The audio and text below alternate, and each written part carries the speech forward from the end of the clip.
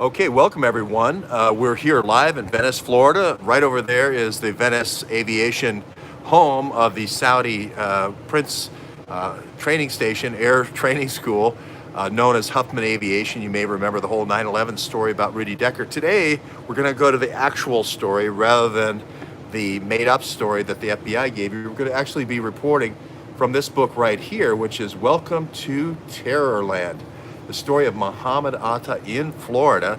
And we have the author, you can see it right there, Daniel Hopsicker himself, right here. Hello there, George. Nice to be with you. Yeah, it's great to be here. Really, it is. And I'll tell you right from the start, this book really blows away a whole bunch of misconceptions about 9/11. First of all, Muhammad Atta, the timeline of him being here. He's here apparently 2 weeks before 9/11 with Rudy Decker, the guy who owned Huffman Aviation. Having dinner, completely covered up. The other thing is Muhammad Atta had a stripper girlfriend who he had dated for quite a while, murdered all of her kittens after she dumped him. I mean, and a corroborated story, right? Oh yeah. The next door neighbor corroborated everything. Yeah. And she's married to the Maytag repairman. And there isn't anything more prosaic than being a Maytag repairman. So, I mean, you remember people. Yeah, exactly. Especially this town is the second oldest median age in the country, age 69. And, you know, like you said, if it wasn't the shark tooth capital of America, it would be the assisted living capital of America. So you're going to remember squadrons of young 30-year-olds in this place. I've been here a couple of days now. I can tell you it's true. So the Maytag repairman guy certainly would remember, and the girlfriends would remember cat parts, decapitated cat parts being put all over the place. Now, when you combine, go ahead. He had been through some sort of desensitization training in Afghanistan because he had a 1,000-yard stare that everyone noticed. I interviewed the woman that made sandwiches for him at Publix. Yeah. She was spooked. Yeah. But here we are, and 9/11 is great, and it's still central. But I am on today about something that I read this morning, okay? We okay here? Yeah, that's good. The Saudi that killed 3 people at the Naval Air Station on Saturday had a party the night before for a bunch of his Saudi friends. It was a mass killing video party. And the next day, several of the Saudis that were at that party were videotaping the Saudi student that was killing people. And yet today, you read the news today, and there was no conspiracy. Yeah. This guy was a lone nut gunman. So the FBI is lying once again. And I saw them lie here in Venice regularly, consistently after 9/11. And so what I did this morning was posted a bunch of links to stories that I wrote like 10 years ago, proving the FBI was not telling the truth about what was going on. Well, the one thing that jumps out of your book in the first chapter, this in Terrorland, Welcome to Terrorland, is the fact that these guys were not subtle. They were flying in squadron formation, 15 planes in squadron formation. People say that I'm a conspiracy theorist for saying that they were in the Royal Saudi Air Force and a squadron. But they were flying in squadrons, and they were doing touch and goes right over here at the airport. I'll turn around here. You can't see it right over here, but it's right over there. And they were doing touch and goes. Which is, quick landings over people's houses over and over. So, and at treetop level. And you have you've checked that story out with the different folks that complained. That's right. I mean, my parents retired in Venice in 1981. And again, I spent my working lifetime in Los Angeles, and I'd fly out to see my mom and dad. Right. 4 or 5 nights in the winter. And if I felt the need to go out and have a beer on the 4th night, there was nothing to do and no place to go. And so why would a terrorist pilot come here?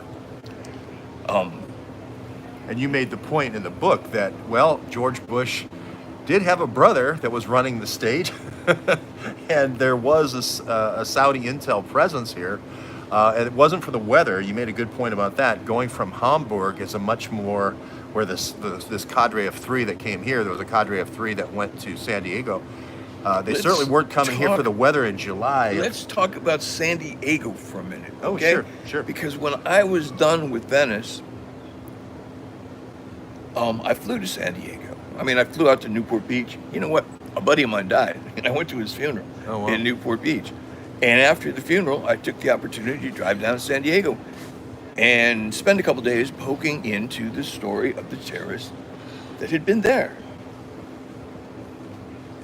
Both of them lived in the San Diego home of a man by the name of Abu Satr Sheikh, who, however he was described in San Diego newspapers, that's not who he was. He was a longtime FBI informant, it turned out, but he never told the FBI about the 2 terrorists that had lived with them. And he had a phony PhD from the same phony university that John Gray had a phony PhD from. Remember John Gray? Men are from Mars, women are from Venus. Oh, that guy. And when I learned about Men Are From Mars, Women Are From Venus, Adnan Khashoggi bought the book. The book had already come out and sold 10,000 copies, and it was like on its way to remainder tables, okay? Khashoggi bought it and set up a whole marketing apparatus to market the book. Wow, did not know that. Yeah. Went on to be, I think, the best-selling book ever written. Or One of those really popular ones, yeah. One of those. And John Gray isn't a PhD. He bought his PhD from the same place Abu Satr Sheikh did. You mentioned this. If you don't remember Daniel Hopsicker's first video that I did with him over there at the airport with these Lear jets coming in, and literally the most corrupt member of Congress, Vern Buchanan's Lear jet comes in right in front of, while Dan is talking about the stuff coming in. And this guy is buying real estate in British Virgin Islands. He's buying real estate in Bahamas. He's voted by CREW, which is the Citizens for Responsible Ethics in Government, as the most corrupt, like 8 years running. So we're not kidding. And you mentioned something, we're jumping around a little bit, but I just wanted to cover that from the last video. You mentioned about this idea of suspending ownership, or called suspending ownership, the way the CIA does this. Okay, and you want to go something else? Go ahead. No, I'm gonna teach your viewers how to make millions in the drug trade. All right. Okay. Are y'all listening? Legal drugs, right? Just Imran Awan's watered down OxyContin and fentanyl. The FAA, which is probably the most corrupt agency of the American government. And why is it the most corrupt? Because what do CIA agents use? Planes. Whatever, infiltrate, exfiltrate, people, money. Thumb drives. Drugs, yep. Thumb drives. They use planes. And so the FAA has to be on board and is. And the FAA has the most antiquated system, and it works good for them. They have something called suspense. And here's how we make $1 million running drugs, okay? I own a plane, and you've got to connect down in Colombia, okay? So, and you're a pilot. Mm-hmm. So I sell my plane on paper to you. You fly down, it's your risk. Right. It's my money, your risk. You fly down, pick up the drugs, and if all goes well, we tear up the paper. So you haven't sold the plane to me, or I haven't sold the plane to you. Mm-hmm. But if the plane gets busted, one of us is on the hook for it, but not the one that owned the plane before it started. Right. Okay? That's how it works, folks. So let's take an example here of Vern Buchanan. Not saying Vern Buchanan is running illegal drugs. Let's say he's running very legal OxyContin. He's working with Rahm Emanuel and Imran Awan for their drug factory in Faisalabad. You're saying I could go to somebody like a recruiter, like a Muhammad Atta, who is training people here, and I could give them the plane, but they on paper own the plane. Correct. Right? And even though I, Vern Buchanan, am the real owner, and if nothing goes wrong, you've seen the tower over here. There is no tower. You can land without the tower. And you could do that all day, right? Until you get caught. And then now, what happens when they get caught? I just lose the plane, right? The pilot is taking all the risk. Well, exactly. But no financial risk. The criminal risk, but no financial risk. Right. And here's why. Because almost every plane is owned by a bank. Is leveraged. And so what happens when Wally Hilliard Learjet got busted with 43 pounds of heroin, Yeah. which is known in the trade as heavyweight. Heavyweight. All right. Wally Hilliard is the president of He owned Aviation. There you go. Yeah. So we're not speculating here. This is something that's been thoroughly researched. No, this happened on July 22nd, the year 2000, 3 weeks after Muhammad Atta arrived. Wally petitioned to get back his plane, which in the normal course of business, he would have got back, because people that rent their planes out don't always know who's renting the plane, okay? But this particular plane had flown 39 weekly drug flights to Venezuela and back. Each one was paid for in cash by a Latin male, okay? So the DEA didn't want Wally to get his plane back, and they kept him from getting his plane back. But all Wally lost was however much money he was into the plane for. I mean, if it's a $9 million plane and he put down $1.5 million, he lost that. I see. But the bank, So it's a leverage plan too, where you're leveraging your money.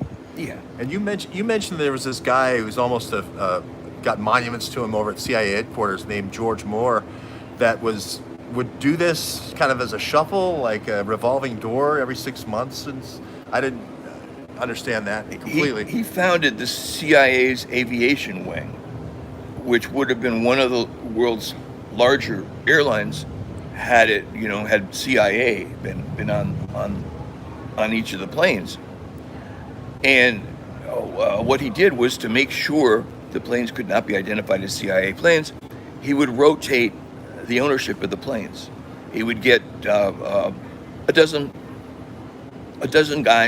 entities that could each own a plane for 6 months or a year. But what happened was that he got the same 12 guys to buy into other planes. So a consortium to really confuse things. no. These are individual owners, but it turned out that I was tracking two major drug busts out of St. Petersburg, the 5.5 tons on a DC-9 and 4.5 tons on the Gulfstream 2.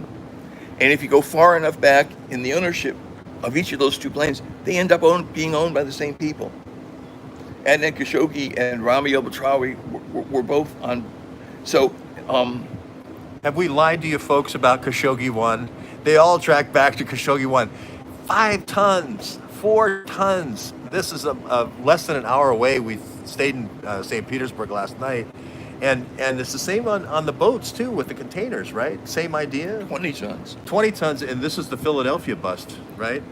What the deal is is that people are going to do drugs.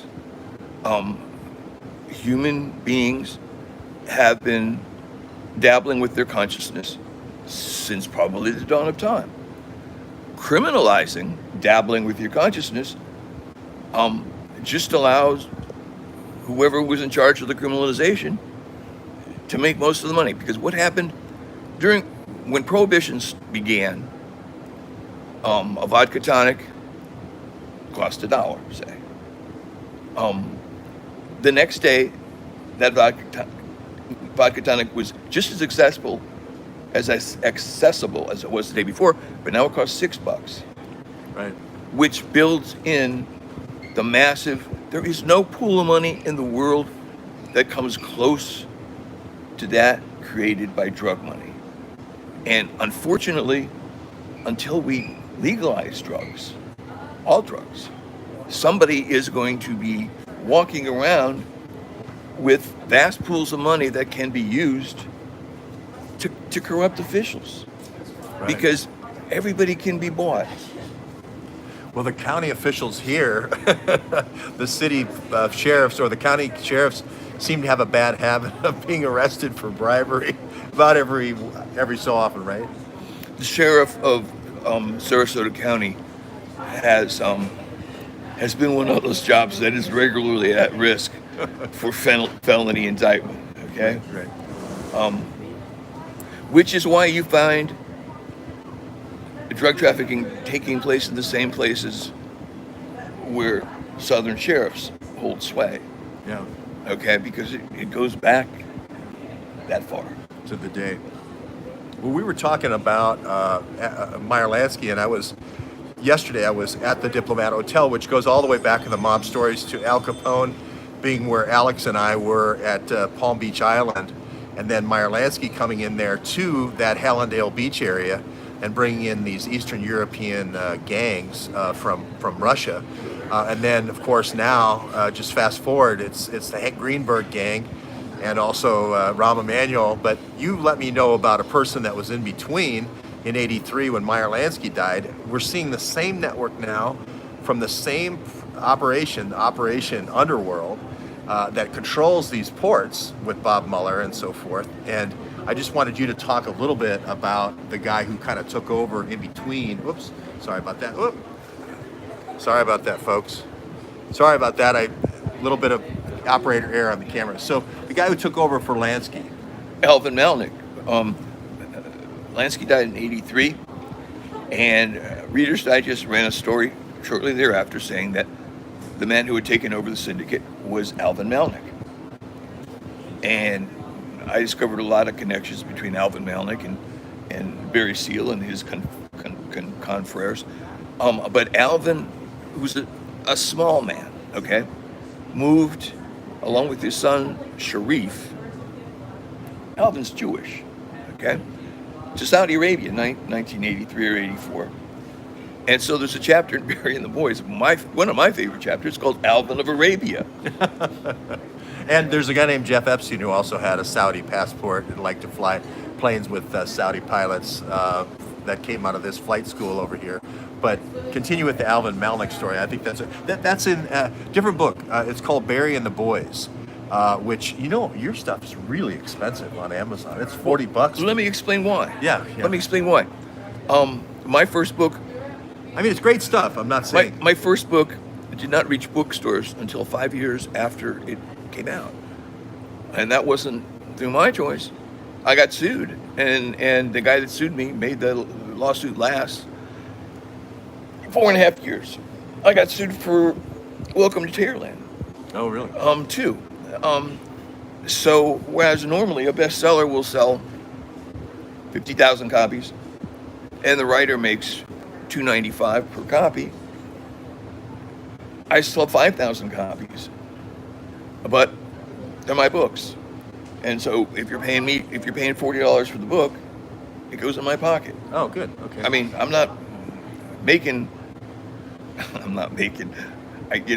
have done better getting myself a job at McDonald's and just putting my nose to the grindstone. That's what every author says, by the way. I have not met an author who said it was the most incredible money-making venture I've ever gone into. It's always a labor of love. It's always to tell the truth. It's always to get the story out. I interviewed Ed Haslam yesterday, and the same thing. And for the first 5 years, self-publishing and so forth. So I'm pleased by the book at $40. It's cheap at twice the price. But you don't normally see a $40 book. No. very often. No, you wouldn't. But I tell you, I love the style, by the way. Very funny. A lot of zingers in here. Did you write comedy at any point? No. Because you're writing about a very serious topic. Well, we talked about this briefly before. It's my contention that the only effect I can have on any of the people I write about is by mocking them. And occasionally they'll get upset. Bill Whittington, who owned WorldJet, a major CIA-connected air charter company at the Fort Lauderdale Executive Airport, the most criminal airport the world has ever known. I mean, there should be a plaque there. Okay. Did a show there. I did a show there with Jason. Yeah. Whittington doesn't like me at all, which can sometimes, I mean, it normally wouldn't bother me, but he has an associate, I was told, called Dr. Death. True story. True story. I'm not going to say anything more, but, and he's been involved in the drug trade for 30 years. He did some time, and now he runs. And out in Pagosa Springs, New Mexico.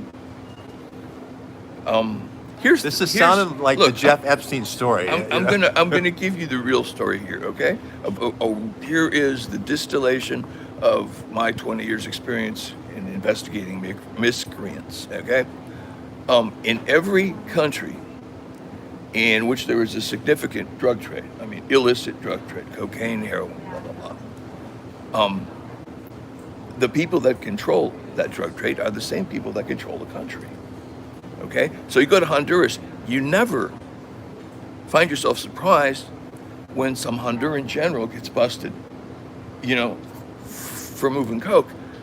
But apparently here in the U.S., we don't have any drug lords. I mean, this is the biggest cover-up in the history of cover-ups. Yeah. We do have drug lords. There are American drug lords because, just as I said, in every country in which there's a significant drug market, the people that control the country control the drug market. Yeah, that's quite an insight, actually. I've never thought about it that way, but it makes sense, of course. You're going to push out, or first you're going to criminalize it to make a monopoly so that only you can do it. And then the second is you're going to have it for the elites. Of course you're going to be the elites. You were talking about Oleg Deripaska this morning, and I told Daniel I made 80 films or something like that about Oleg Deripaska. We were talking about Kotor, Montenegro, and the drug running out of there, and we talked about Mogilevich. And it's always great to meet somebody who's doing this similar research, but different. You get new nuggets. So why don't you talk about that a little? Okay. Here's how I know that Russiagate is real. Okay, because a half a dozen people that I've been investigating since like 2004, 2005 are reputed to be deeply involved in Russiagate. Oleg Deripaska would be a prime example. The other guy, Dimitri Rybolovlev, okay? He's the potash guy. That's guy. That's right. He bought a mansion from Trump, paid $95 million for something that might have been worth 35 or 40 million. Yeah. And that was money being laundered. And I knew about it, and I wrote about it. I wrote about it in 2008, okay? And nobody caught on to that for another, 7, 8 years. So this is how these people have been. Name some more, because Robo, I call him Robo. I've done several stories on Robo before. So keep going down your list of the 4 or 5 that you track. Well, there's Adnan Khashoggi. Oh yeah, there's another one. Okay, and then there's the guys in Sarasota. Sarasota is a hub. 20 minutes from here. 20 minutes from here, north of here. When I came down here after 9/11, the first thing I did was to read clips from right after the attack on the supposition that the only real news you get about anything big comes out in the first 72 hours before they get the cover-up in place. And by doing that, I found out amazing things. I found out that Muhammad Atta had a girlfriend down here. And it had been written about in 3 different newspapers. And I went out and tracked her down. It took almost a year to do it. Probably would have taken someone more sophisticated, 15 minutes. But I went and interviewed her, and you would have thought at that point, terrorist stripper girlfriend would be splashed across the cover of the National Enquirer. But then we know now, from what we know about the National Enquirer, that they would have put the kibosh on that. Right. The only place that story came out was in Germany's biggest newspaper, Der Bild. Huh. I found that an amazing story. That's the one where all of her kittens were killed after there's this good-looking guy. She's up on the stage dancing. There's this good-looking guy dancing below her. Muhammad Atta is dancing on top of a speaker in a very uncoordinated manner. And that's where she decides that she likes this good-looking guy. And she ends up taking him home that night, and that's the night they break up. But then a couple of weeks later, Muhammad Atta kills all of her cat had just had kittens, killed 5 of the 6 kittens. The only reason he didn't kill the 6th one, and beheading them, and then putting them all over the house, right? And when and Little kitten parts. little kitten parts. Little kitten parts, she told me. Yeah, that's Jeffrey Dahmer type stuff. Yes, it is. Yeah. Yes, it is. And there was a guy who you talked about, a guy named Omer, that called and said this guy's threatening the president way before, a couple of weeks before 9/11, correct? Here is that story, okay? And I tell it, and I was not a fan of George W. Bush, okay? I became slightly more favorably disposed towards him after this happened. 9/11 began with an attempt on the life of George W. Bush, who was staying in Sarasota at the Colony Inn. Right. Okay? He never said a word about it. But that's how it started. 4 hours before the attempt, the Sarasota police got a tip about the assassination about to happen. Subsequently, they pulled in 6 Sudanese men living in Sarasota. Now, Sarasota may be the most white bread town that you'll ever come across. And Compared to this. This might be the only one more. The idea that there were 6 Sudanese men living there, okay, connected to a plot to kill George W. Bush. That's a true story, folks. Yeah, and I know that's in the 2nd chapter of your book. There's 23 chapters, I think, to the book, something like that. I think I want to go through it. There's so much that is an untold story of 9/11. Not to really rehash 9/11, but it's the greatest unsolved mystery outside of the President Kennedy being killed. It's those are 1, 2, and it's a story that just hasn't been told. All this information, all these stories that the FBI has covered up. But it's the real story. And we're talking about corroborated stories here, where Daniel has run down 2 or 3 other sources and compared and corroborated. But that was amazing. The death threat on George W. Bush that morning he's at a local school here. That's the Sarasota school, when Mike Morrell comes up and whispers to him while he's reading to the kids and so forth. Right. Yeah. It was the night before. The night before 9/11, they had anti-aircraft batteries on top of the Colony Inn. Now, I don't know what standard practice is for an incumbent president, but I suspect that anti-aircraft batteries play no role. Right. Which is a serious thing, and it just gets better. It just gets better. Every page you go, wow, I never heard about that on the news. And it's not insignificant things. It's things like, you just heard the plane go overhead. These guys are flying these treetop bombing runs in a squad of 15, 6 times around. One resident says in 2 hours there's 90 planes, that have circled over his house. Again, this is a very quiet retirement community, and nothing is done about it. And the FBI certainly would know that these guys are here before 9/11 and yet do nothing about it. This was when they were training dozens and dozens of Saudi pilots and pilots from other Arab countries to fly. It was clearly an operation of some sort run by somebody. Nothing happens in Florida that the CIA doesn't know about. Okay, been my understanding of the CIA's relationship. Going back a long way. Going back a long way. Yeah. So presumably they knew about it. Presumably they were running it, okay? Or they knew who was running it and they allowed it to happen. Somebody wanted to train a lot of air pilots. Now, I can speculate, and it is just speculation. Right about that same time, the CIA was complaining that they had been unable to infiltrate anyone into Osama bin Laden's close retinue. Right. Who better than a pilot? Right. Right. So, even after everything that I've investigated, the big questions are still questions to me. Yeah. Okay. But obviously they were running an op here. Yeah, and with the Jeb Bush thing, taking all the records away of the obvious evidence, which would be the flight school records, and all the pilots that were trained, and then that disappearing is another question for history. And all the promises for the 9/11 report, and one of the things I had forgotten was that 4,000 FBI agents were put on this to produce a report after 9/11, and then we had the anthrax scare a week later, and then all the agents went over to the anthrax, and then they weren't reassigned back on 9/11. It's like, did we forget that happened? And where was the anthrax? Where did they find the anthrax?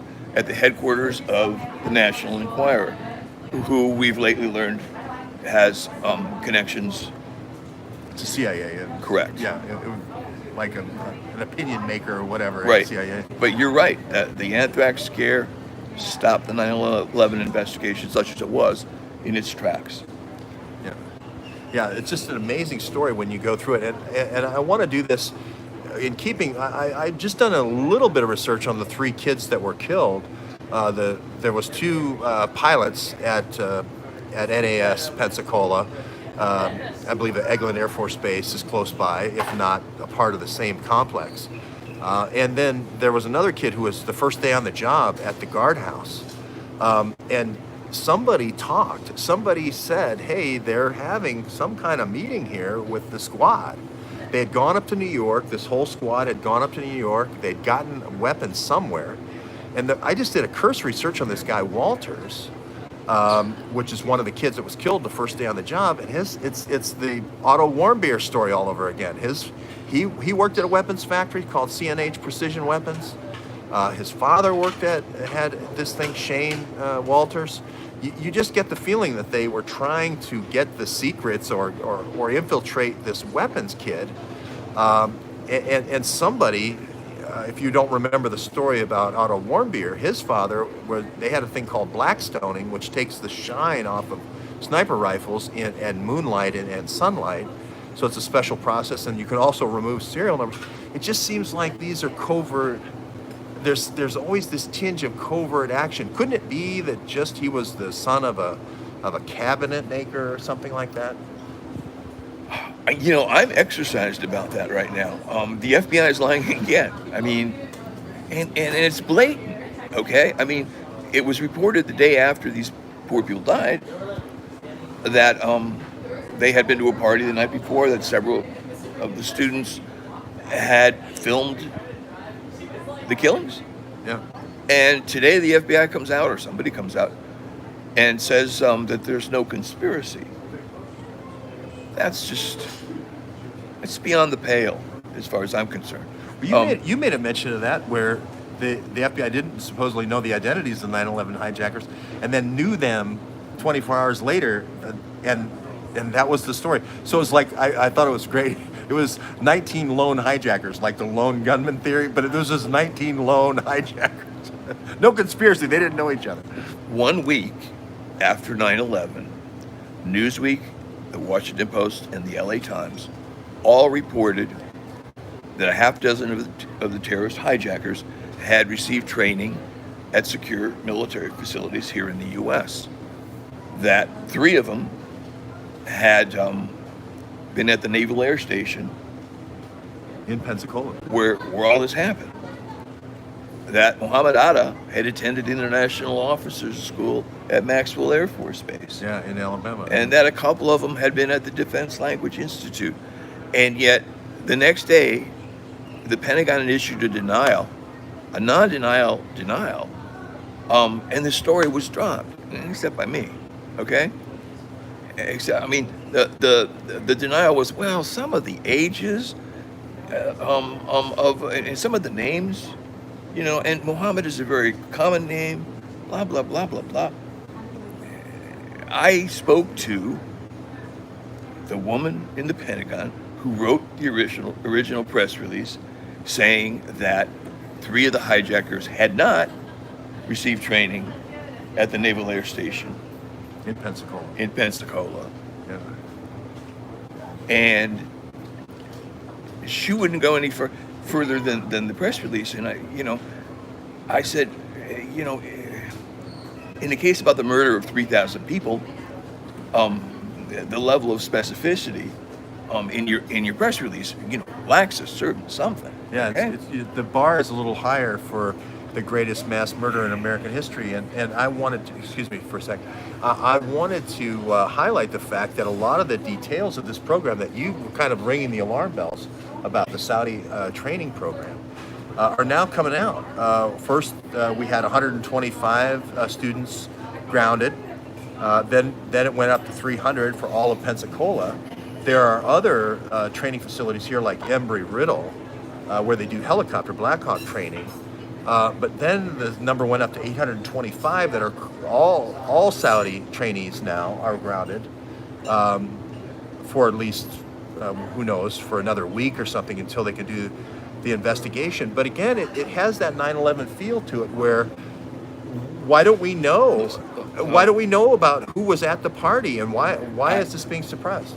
I have a friend who was a preeminent 9/11 investigator, who was brought in by the CIA and FBI in the organized task force to trace money laundering, and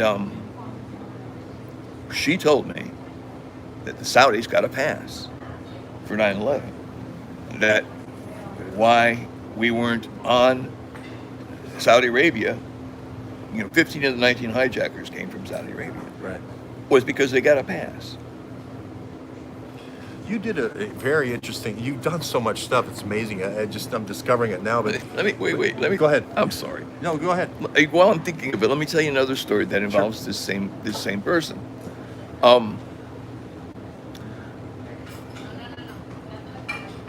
Amanda Keller, Atta's girlfriend, told me that a half dozen of Atta's closest associates, while he was here in the States, weren't Arab, but German. Gave me their names, and we were able to figure out who they were. One of them was a man named Wolfgang Boehringer. In 2006, Wolfgang Boehringer sailed into this tiny island in the middle of the Pacific. It didn't have electricity. A couple hundred people in a 45-foot yacht with a treasure chest packed with crisp, newly issued bills, a couple of machine guns, and announced that he was going to build on the island a flight school. This is Wolfgang Boehringer. The only we don't know no one would ever know who Wolfgang Boehringer was if it hadn't been for Atta's girlfriend, Amanda Keller. Okay? But in 2006, when Wolfgang shows up at this tiny atoll, the FBI took notice and issued a terror alert, okay, for him. Now, my friend, who was the investigator, happened to be riding around in New York City with one of the members of the Joint Terrorism Task Force when it came in over the radio that they had caught him, Wolfgang Boehringer. And the guy that's telling you, first of all, in a government car, it's hands-free, and everything comes in over a speaker. So she heard it all. She heard it all. Yeah. The guy relaying the news said, "Yeah, we caught him," and with the first words out of his mouth, he went from being a 3 to being a 9, 8 or 9. Okay. And what were the first words out of his mouth? Wolfgang Bulger said, "You can't arrest me. I'm with the CIA." Wow. Wow. So that if people are not familiar with, excuse me, folks, if they're not familiar with Muhammad Atta, he was in Hamburg, in this Hamburg cell. They had been picked. They'd been handpicked. There was some that had been handpicked to do the training, the flight training. There's other ones. The pilots weren't so good that were handled to be muscle, to subdue passengers and pilots and so forth. And so it sounds like there's a cadre of CIA guys that have been recruited by BND that are the actual handlers of this crew, of these 19, potentially is what you're saying, because how else? Amanda Keller, you were the one brought that story forward and got the 5 names. I haven't got to that part of the book yet. We're going to cover that. But did you publish those names, or just this one? Just this one? Every name I got, I published. Yeah. See, it's worth the $40. Spend the $40. Let me tell you about one of the guys that sued me for welcoming Terrorland. Okay, I won't say his name now because I don't know if I can. Okay, this man named I'm not going to say his name. Owned a quick check in downtown Venice that cashed, according to the 9/11 report, the largest check that came in from overseas from Mohammed Atta. And $100,000 one. It was 70,000. Yeah, big. A big number. And this man, after 9/11, shut down his convenience store, moved to Saudi Arabia, and went to work for an American defense contractor called the Titan Corp. Titan Corp, which turned out to be like one of probably the most corrupt American defense contractor. They hire Blackwater, give them a run for the money, but Yeah. I hear what you're saying. It sued me on Welcome to Terrorland. Was a pilot from Naples. Now, I've already told you that Amanda identified half dozen close German associates of Atta. Okay, and this guy that sued me's brother was one of them. Oh, wow. Okay, but he sued me because I mentioned him in the book, and he alleged he had nothing to do with Muhammad Atta. Okay, and he not, but his brother did. But while he sued me, while I was being sued by this man, he was living in the Naples home of a Hungarian mobster that had been in charge of running a casino on the Cabazon Indian Reservation in California. Now, how does a Hungarian mobster come to run an Indian casino in California? I'll never know. Well, I know how this is done, because I studied the Seminole casinos. What Jack Abramoff does is he takes a Filipino guy, like Cesar Sayoc, and he has an operation done on their eyes, and then he sends them back in as Chief Nakahoma, when they're not. They're Blackwater trained Filipino guys that are being rebranded. And then we get these cockamamie stories, like somehow I could send 11 packages or 12 packages to CNN and Hillary Clinton and all these things with bombs in them, pipe bombs in them, as this crazy cover story. It's not. It's Jack Abramoff and Paul Erickson, 2 deadbeat, low-end drug runner, money launderer criminals that are going to every one of these poor Indian chiefs and selling them a bill of goods. Here's Devon Archer, the guy for Burisma, printing for the Sioux Indian Nation preferred bonds for Chief Nakahoma at the Sioux Indian Nation. That's Devon Archer. He was convicted for that in Burisma. Oddly enough, I know quite a bit about the Seminole casinos here in Florida. Do tell. Well, it's all under one rubric, okay? Jack Abramoff and Adam Kidan, Kidan, his number 2, his lieutenant. Okay. Took over a casino gambling casino lines, okay? Yeah. Sun Cruise casinos were a dozen gambling boats around Florida. Right. And he took over that through the simple expedient of having the guy that owned it murdered. Gus Boulis was his name, and he was a Greek mobster, and waste no tears. But Abramoff and Adam Cadan were never charged, and they were the ones directly responsible. Right. The cover stories are so childish and so poorly written, with the Cesar Sayoc and the fact that he's the obvious runner, a sourcer, finder for all these parties and strip clubs. And now to think that he can send, a pipe bomb to CNN, and they're going to deliver it. They're not going to. Hey, Chuck, over at the post office, it feels like a pipe bomb, smells like a pipe bomb, weighs like a pipe bomb. Let's send it through to CNN. I just love those. But you know a lot about the Seminole, and that was Hard Rock Cafe. I thought Seminoles and Hard Rock Cafe. Yeah. Yeah. Yeah. And did they just? My question is, did they just take all the Meyer Lansky? Meyer Lansky put up the money. Yeah. Meyer Lansky put up the money. Yeah. Chief Billy, he's got another name. Head of the Seminole tribe. But these are figureheads, literally. Correct. These are cigar store Indians. And the funny part about the carpet joints were they just basically took all the old Meyer Lansky carpet joints from when they got kicked out of Cuba, pushed them out on the boats, and then they made them into Indian casinos to work the inland trade. So the carpet joint business just kind of had a brief moment in time where they floated. And then Jack Abramoff was sent all around with his Paul Erickson, guns in one direction, drugs in the other. CIA started that in the 60s with the Indian reservations, right? And they have a license to do anything they want. When you see the FBI today saying that there were no other Saudis assisting, that comes from the CIA, because Right. the CIA can tell and does any agency of the U.S. government what to do, and so the fact that you and I are sitting here in a place where the CIA ran an operation to train Arab pilots and then never had to answer for it, never had to explain.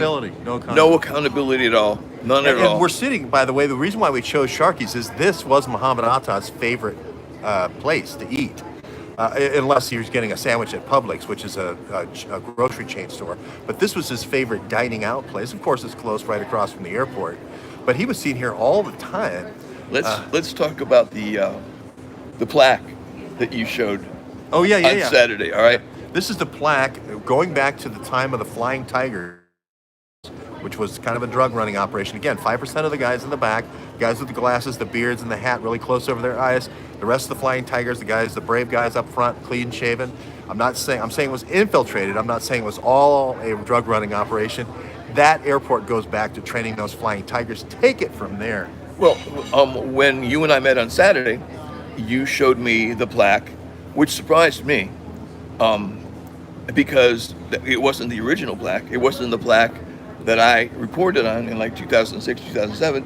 It was a replacement, because the original plaque said the Venice Army Air Force Base, where the 337th Squadron learned to fly. Fake. Yeah, there is no 337th. So the very airfield was 40 years later. Yeah. Still covert. Yeah. Just a complete rinse. And it just, I guess, why change your modus operandi if nobody ever figures it out, right? Why not, hey, no tower. Nobody's going to question planes like Vernon Buchanan flying in on a twin-engine Learjet from the Bahamas and British Virgin Islands, two places Jeffrey Epstein liked a lot, into a no-tower airport. As long as you can keep doing that, why not? 200 different flight schools. Oh, by the way, I love another statistic. Everybody said it was cheaper for the Saudis to learn to fly in America. They paid $28,000, Right. which was double the cost, and there was 200 other flight schools.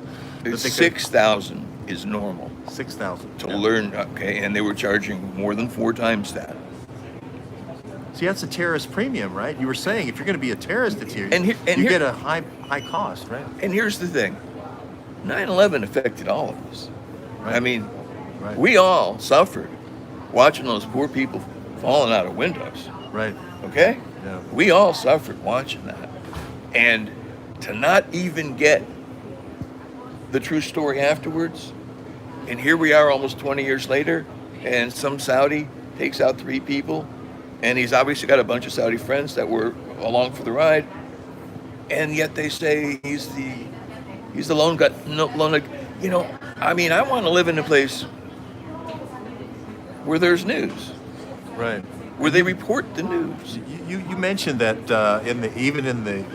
we know more about Lee Harvey Oswald than we did Atta because there was no clamp news blackout in that time. At least we have some data about Lee Harvey Oswald. We hardly have any about these guys. And this German thing is completely new to me. The 5 Germans, and I'm like, man, I want to know all about them. That's. But just to finish that thought, Yeah. with the Saudi kids, the number that have come in, 28,000 have been trained, and currently 5,000 foreign nationals in and above. And if you have that sort of deal where you can train anybody and you can call them a prince and you can put them in business, like you were saying, all I have to do is give you an airplane. The amount of drug overdoses that are going on right now, and it's a vertical line, folks. It's a vertical line. They have to change the reporting period. It's so vertical to show a change in how, in order to be able to have any slope to the line. So this isn't something this is the most pressing problem in America. I think there's these drug overdoses. This is completely unregulated. And it didn't stop at 9/11. That's the thing I got from you that really surprised me. Well, the other thing you'll get from me is there would be just as many overdoses if drugs were legal as there are now. I mean, Right. I hate There's a lot less money. I hate to sound like a drug advocate, but unless and until the nations of the earth get a hold of the drug market, the people that control that market are going to continue to rule the world. Right. And I'm not a fan of that. Because I don't have any shares in that company. Neither do you. Right. No, that's well put.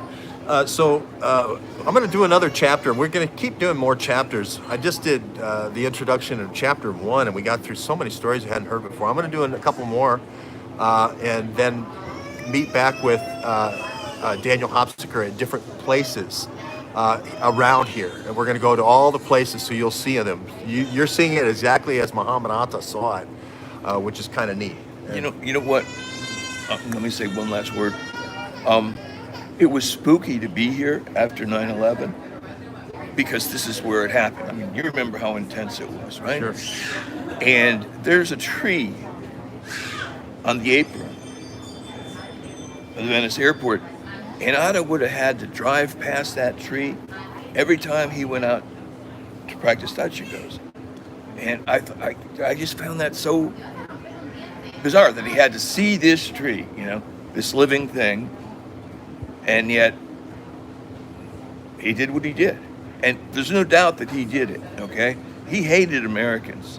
They didn't, if they, all they needed was an Arab patsy, they could have found somebody that wasn't so, didn't hate Americans as profoundly as Muhammad Atta did. Yeah, he definitely.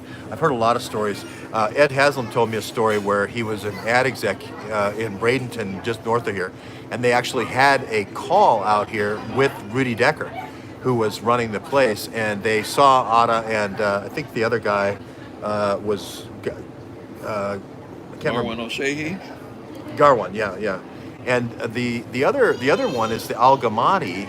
Oh. I wanted to ask you about Al Gamadi because he's the fourth that the Sayyid Al Gamadi and this Al Gamadi tribe. There's like 300 people that are trained with the same last name. Here's the story.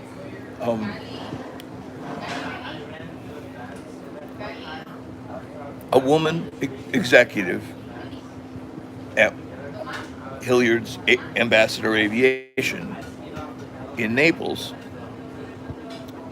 See, the KGB was around here too. Wally's accountant who I referenced briefly on Saturday, went to Russia to meet a girl he'd met online and came back married to her. And she was quite a robust girl. And Stuart, the accountant, was a rather slight individual. And Danielle, the acerbic British woman who worked down there, said that Stuart was at some risk of domestic violence for a while. Well, this is the gal who's a shot putter or some kind of... She was the an Olympic daughter of an Olympic shot putter champion, yeah. and connected with the KGB in ways I don't begin to understand.